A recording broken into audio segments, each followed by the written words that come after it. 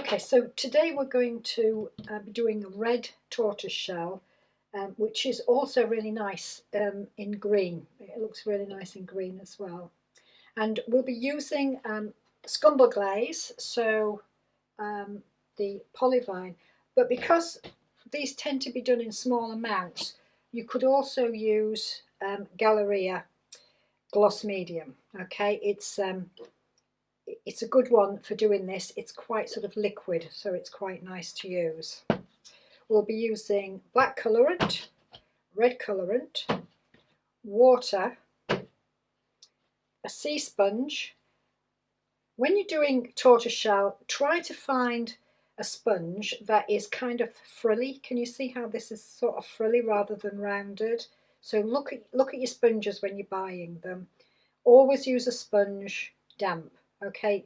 Never use it dry, but don't use it sopping wet. Rinse it out, squeeze it, maybe squeeze it in a towel so that it's just damp and not sopping wet. And we'll be using a softener. Okay. So the first glaze we're going to use is one of either gloss medium or the scumble.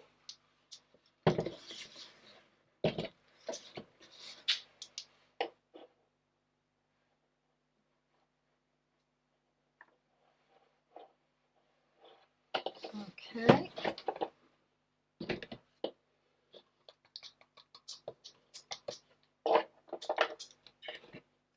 And 2 water.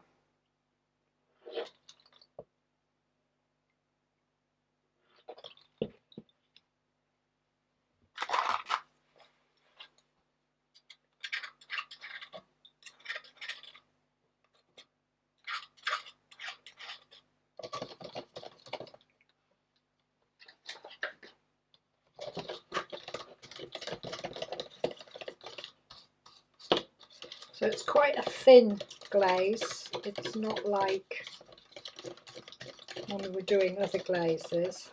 It's pretty thin. And then the first part of this tortoiseshell is just black.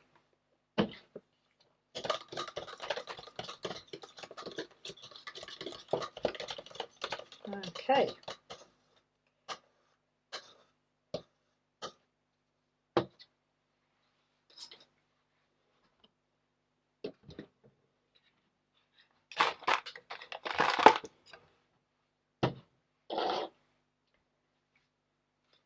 So I've base coated a board in a nice bright red colour. Again, when you're using glazes, and especially if you're using dark glazes, the background needs to be bright, otherwise it will just end up looking like mud.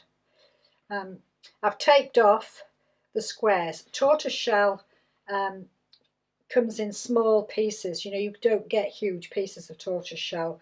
It comes in small pieces. So generally, when we do a faux tortoiseshell, we mimic those pieces, those small pieces. So I've taped this off.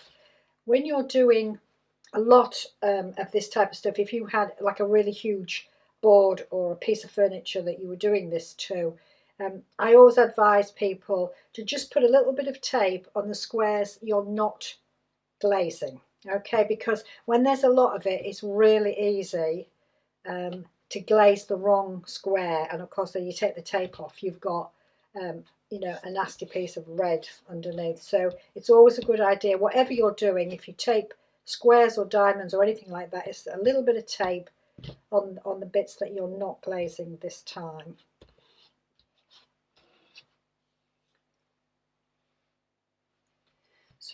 So real tortoiseshell comes off from a spine and is generally cut so that it goes diagonally.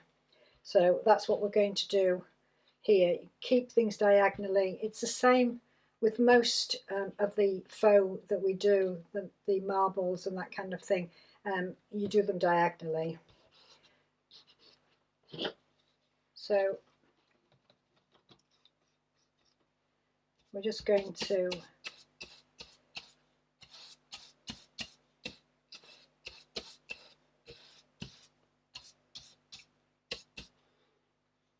spread that on, and then we're going to take the sponge and we're just going to sort of roll it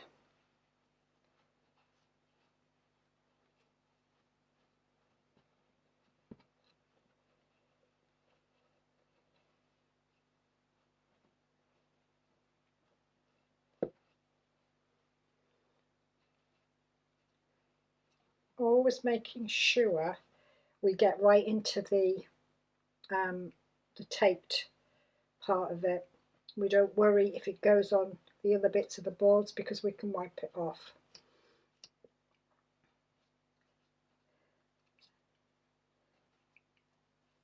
And then a little dab, bring out some of the red.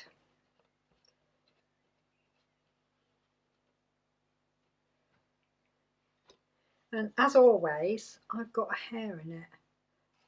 I'm starting to think I should wear a hairnet when I work.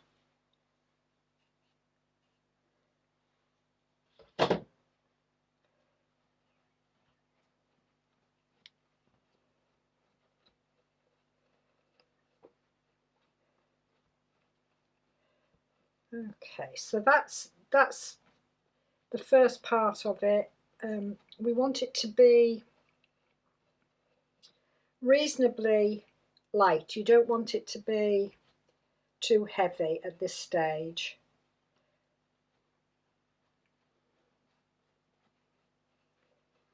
Okay, and then we take the softener and we just soften in one direction. Okay, so we're not doing this, we're just softening in one direction.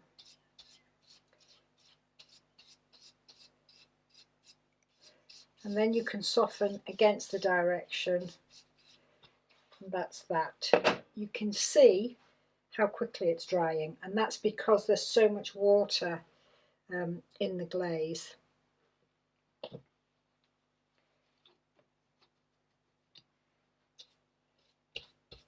And then we'll do this other part. So on a bigger piece you would do all the bits that you've taped out to do.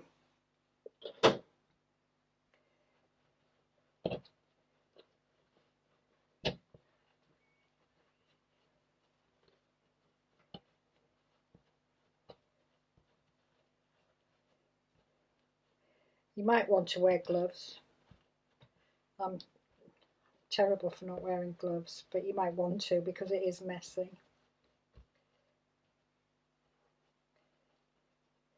Check, make sure that you've got no spots showing through that haven't had glaze on them. Again, we're going to use,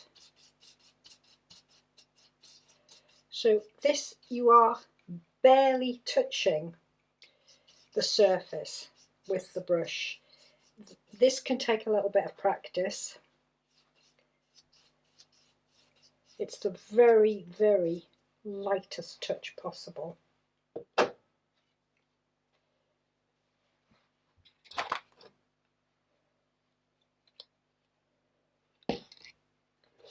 Clean up where you've gone over.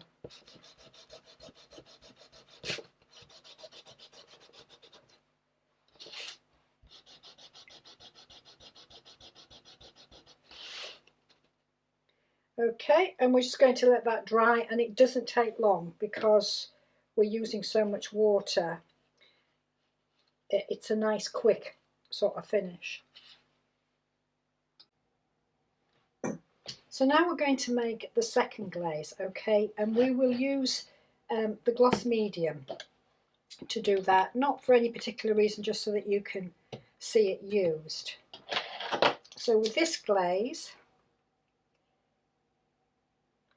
we use one of the medium,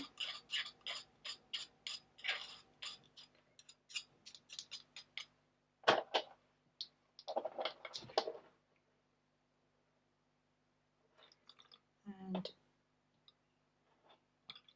2.5 of water.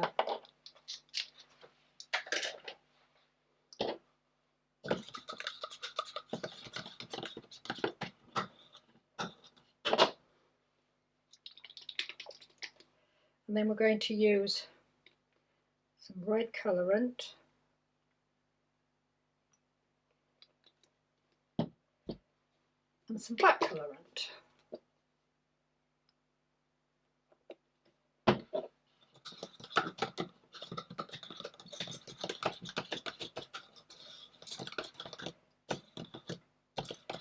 Which just warms the black up a little bit.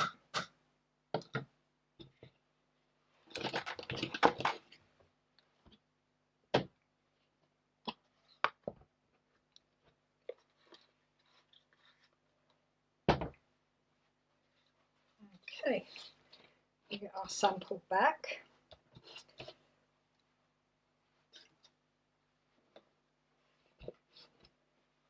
Okay, we're going to use a glazing brush. So we're going to take the general direction that we established in the first, and we're just going to roll the brush so that that goes like so. And again, we're just going to roll our sponge through, not quite as heavily as we did with the first one.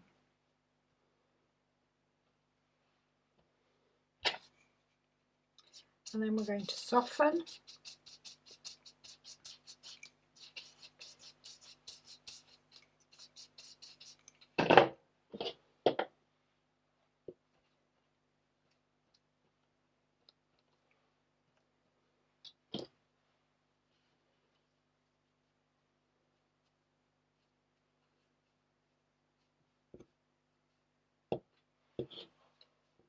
Just establish some darker spots.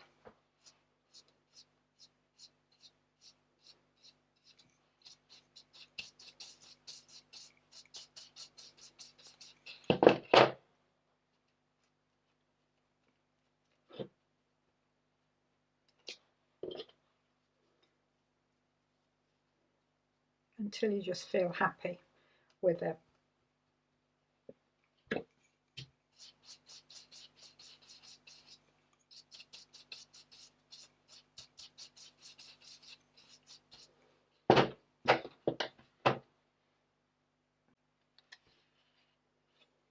So just remember, when you're doing anything like this with a book match,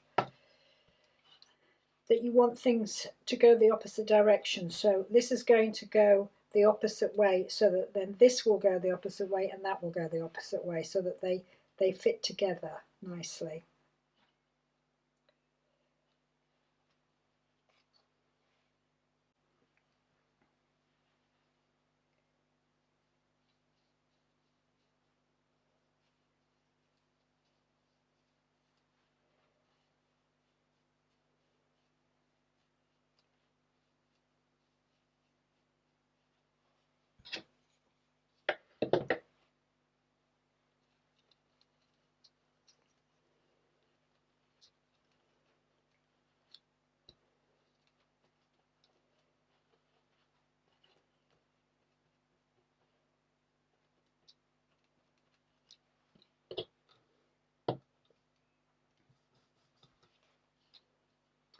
It is so hot today, and I'm not complaining, but everything's drying really, really fast. This dries fast anyway because it's, you know, water based, but yeah, this is really drying fast. So again, this is where our artistic eye comes in.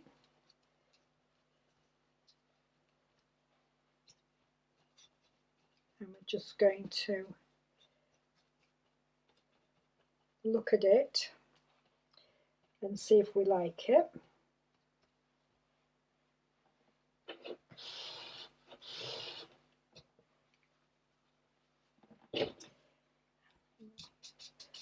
soften it out.